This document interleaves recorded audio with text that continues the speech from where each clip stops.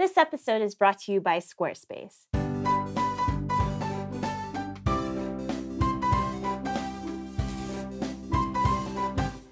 Work stress. It's a problem that most of us have, and the things that are stressing us out are often out of our control. Like buying a Himalayan salt lamp is probably not going to change the fact that you're running up against a deadline or find someone to cover your shift when you have a family emergency. But by stepping back and thinking carefully, we can recognize the things that are within our control. So here are 6 work stress relief tactics to help you take back the reins, even if it's just inch by inch. Number 1. Breathe. Chances are that some of these tactics won't apply to your particular situation, but taking slow, intentional breaths is something that everyone can do. If focusing on your breath feels too difficult on its own, try pairing it with a count to 10 or with naming 6 things in the room that you can see, touch, hear, or smell. Run a finger up your pinky as you inhale and back down as you exhale. The goal is to calm the fight or flight response that is super helpful when you're being attacked by a grizzly bear, but less helpful when you're facing your email inbox or giving a presentation. Recognizing this can help put you in a headspace that is more suited for the tasks at hand. Number 2. Take a quick break. If you have some time to spare away from your workspace, try taking a quick break. If the weather is nice and you haven't seen the outdoors in a while, try taking a walk around the block. This can help you gain some space from your thoughts in order to gain perspective. The restroom can also live up to its name as a place to take a break. If you've been sweating or working in a stuffy area all day,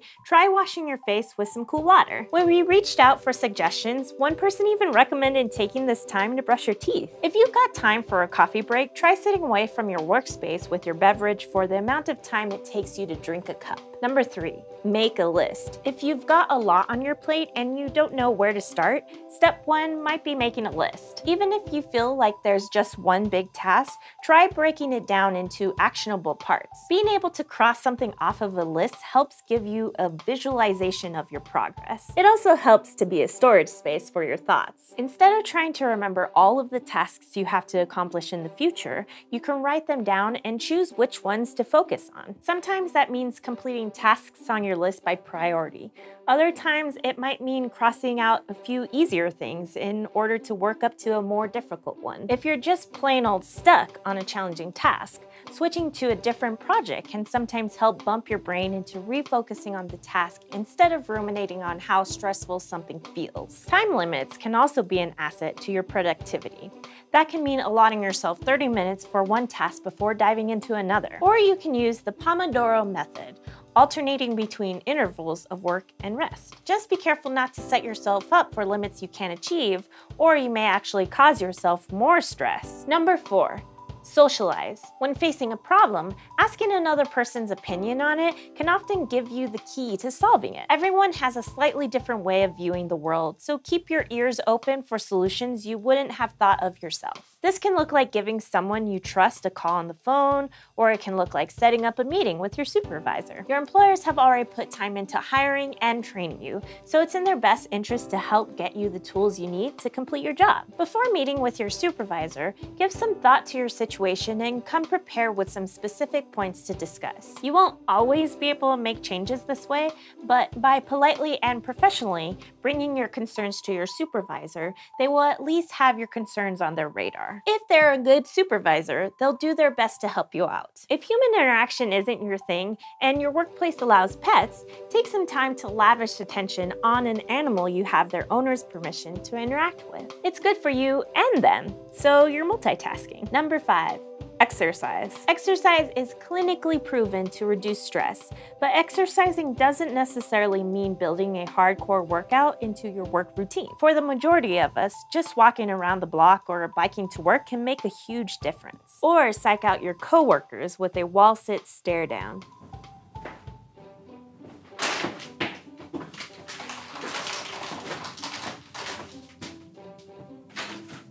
If you're looking for something a little more challenging to give you a nice endorphin kick in the old noggin, try out a class like yoga or join a sport to start out or finish your workday. If you've got extra time at lunch, try going on a walk or a run. Consider building small fitness goals into your work week. Being able to accomplish something for yourself independent from your work can help remind you that you are more than what you do for your income. Which brings us to our final tactic. Number 6. the big picture. Remember that you're a multifaceted human being and that your work at the job that you do is only one facet. It may be an important facet, but putting all your self-worth eggs in one career basket isn't setting yourself up to succeed. And it isn't an accurate portrayal of the complex organism that is you. When we reached out for stress relief strategies, one response we got was summarized with a Buddhist proverb. If you have a problem that can be fixed, then there is no use in worrying.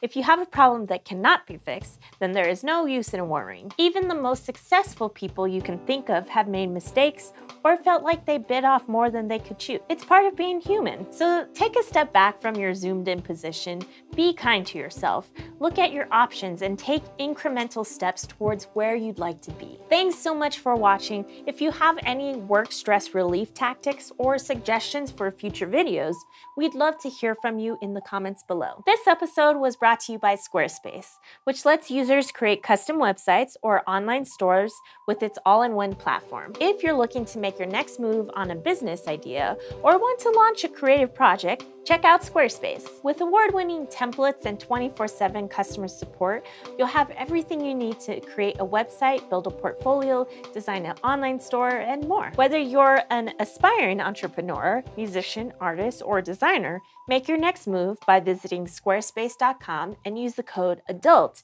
for 10% off your first order. Instead of trying to remember all of the tasks and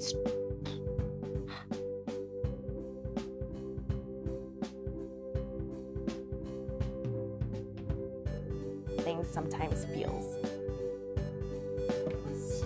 Ah! Okay.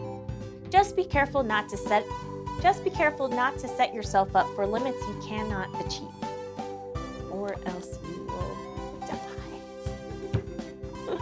All out with the poop.